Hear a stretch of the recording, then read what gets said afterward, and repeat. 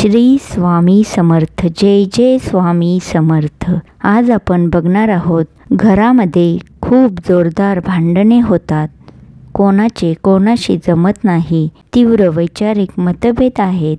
यामागची आध्यात्मिक व कौटुंबिक काय कारणे आहेत आणि अशा वेळेस काय उपाय करायला हवेत, यामागची काही महत्त्वाची कारणे.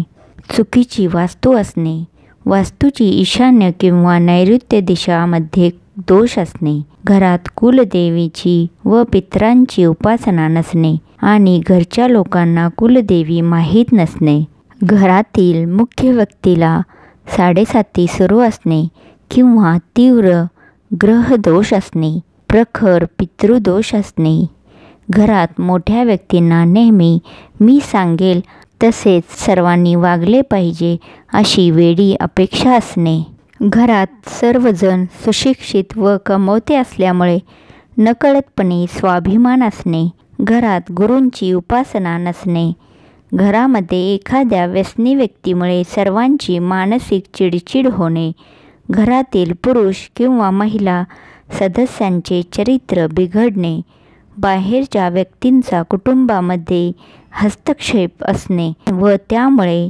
संपूर्ण कुटुंबाचे मतभेद वाढणे.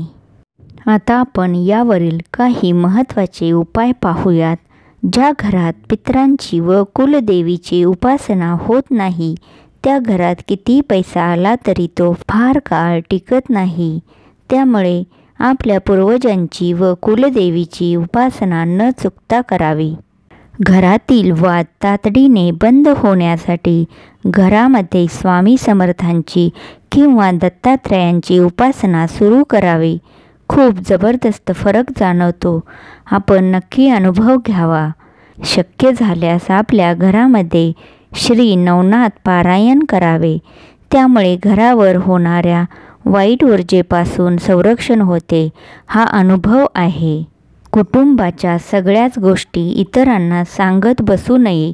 काही महत्त्वाच्या गोष्टी कुटुंबातील सदस्यांनी एकत्र येऊन सोडवाव्यात, जेणेकरून बाहेरच्या व्यक्तीला कुटुंबात हस्तक्षेप करता येणार नाही. प्रत्येक कुटुंबातील सदस्यांनी थोडी तरी दररोज आध्यात्मिक उपासना करावी. आपल्या पत्रिकेनुसार आता आपल्याला सध्या कोणती दशा सुरू आहे आणि त्यानुसार काय उपासना करावी हे माहीत करून घ्यावे. आपल्या कुलधर्म कुलाचार नियमित पार पाडावे. 90% समस्या सुटतात. आपण वास्तुशास्त्र मानत असाल नसाल, परंतु घराची रचना तरी योग्य पद्धतीने करून घ्यावी. घरात कोणत्या गोष्टी असाव्यात नसाव्यात किंवा योग्य ते बदल करून घ्यावा, यासाठी जाणकार वास्तुतज्ञाचा सल्ला घेणे केव्हाही उत्तम. कुटुंबातील प्रत्येक सदस्याने आपल्या स्वतःच्या कुंडलीविषयी बेसिक माहिती करून घ्यावी, जेणेकरून आपला स्वभाव, आपल्याला सुरू असणाऱ्या दशा किंवा आपण कोणत्या गोष्टी करायला हव्यात याची स्पष्ट कल्पना येते.